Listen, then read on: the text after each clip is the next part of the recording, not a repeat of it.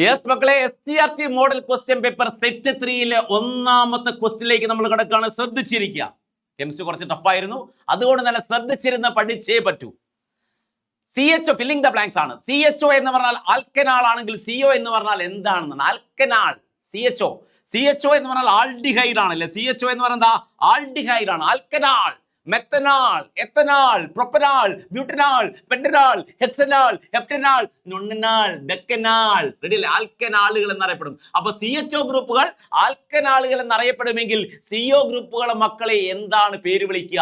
CO group, അതായത് C double ബോണ്ടോ, ഇവിടെയും ഒരു കാർബൺ, ഇവിടെയും ഒരു കാർബൺ. CO ഗ്രൂപ്പിന് രണ്ട് സൈഡിലും കാർബൺ വന്നാൽ മക്കൾ ചിന്തിക്കേണ്ട, അത് കീറ്റോണുകളാണ്, ആൽക്കനോളുകളാണ്. എന്താ പറയാ? ആൽക്കനോൺ, പ്രൊപ്പനോൺ, ബ്യൂട്ടനോൺ, പെന്റനോൺ, ഹെക്സനോൺ, ഹെപ്റ്റനോൺ, ഓൺ, ആൽക്കനോൺ.